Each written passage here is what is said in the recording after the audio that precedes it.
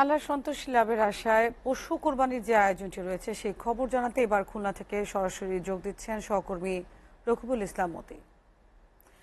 খুলনা এবারে কোরবানির পশুর দাম কেমন ছিল? আপনার এলাকায় পশু কোরবানির পর নগরের পরিষ্কার পরিচ্ছন্নতার যে কার্যক্রম সেখানে সিটি কর্পোরেশন কি ধরনের ব্যবস্থা নিয়েছে?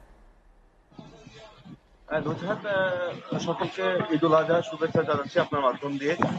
আমি যে বিষয়টা শুনতে চাচ্ছি যে কোরবানি কিন্তু আজকে সকাল পর্যন্ত কেসিসির যে হাট ছিল সেটা কিন্তু আজকে সকাল পর্যন্ত ছিল এবং কোরবানি বেচা কিনা বেশ ভালো হয়েছে বলে কর্তৃপক্ষ আমাদেরকে জানিয়েছে। আর দ্বিতীয় হচ্ছে যে সকালে ৮টায় প্রধান জামাত শেষ হওয়ার পর থেকে কিন্তু আনুষ্ঠানিকভাবে বিভিন্ন জায়গায় বিভিন্ন অধিগলিতে কিন্তু কোরবানির যে শুরু হয়ে গেছে এবং কোরবানি দিচ্ছে এবং সিটি কর্পোরেশন থেকে নানাবিধ পদক্ষেপ নেওয়া হয়েছে এবারে কোরবানি উপলক্ষে। তারা বলছে যে এই যে কোরবানির দেশের যত্রতত্র রাস্তাঘাটে যাতে কোরবানি না দেওয়া হয় তার জন্য কিন্তু নির্দিষ্ট কিছু পয়েন্ট করে দেওয়া হয়েছে এবং সেই পয়েন্টগুলো অনুযায়ী কিন্তু যে ভেবেছিল যে এবারে সেই কোরবানিগুলো দেওয়া হবে, কিন্তু আসলে বাস্তবতা সত্যি কথা দেখছি যে আসলে সেই জিনিসটা যে রাস্তার পাশে যে কোরবানি দেওয়ার কথা বন্ধ করা হবে কিন্তু সেরকম কিন্তু না। তবে যে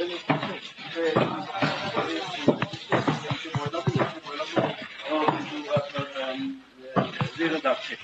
আমি আপনাদের ওয়ার্ডে ওয়ার্ডে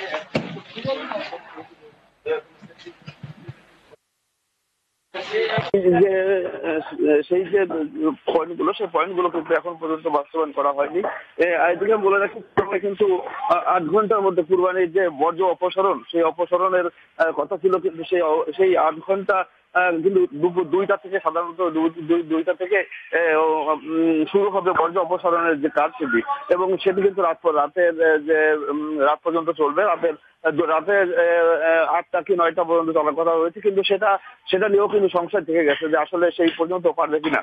তবে খুলনা যে সিটি কর্পোরেশনের যে বর্জ্য বর্জ্য ব্যবস্থাপনা আনিসুজ্জামানের সাথে আমি কথা বলেছিলাম, তিনি বলেছিল যে তাদের ডিপার্টমেন্টের যত কর্মকর্তা কর্মচারী আছে তাদের কিন্তু এই কোরবানির উপলক্ষে সবাই ছুটি বাতিল করা হয়েছে এবং তারা সবাই হচ্ছে গিয়ে দুপুর ২টার পর থেকে থাকবে এবং পরিষ্কার পরিচ্ছন্নতার জন্য তারা কিন্তু কাজ করে যাবে বলে আমাদেরকে জানিয়েছে। এবং এই পর্যাপ্ত পরিমাণে ব্লিচিং পাউডার এবং ড্রাম ট্রাক দিয়ে তারা কিন্তু সর্বোচ্চ সহযোগিতা করবে বলে সিটি কর্পোরেশন কর্তৃপক্ষ জানিয়েছে।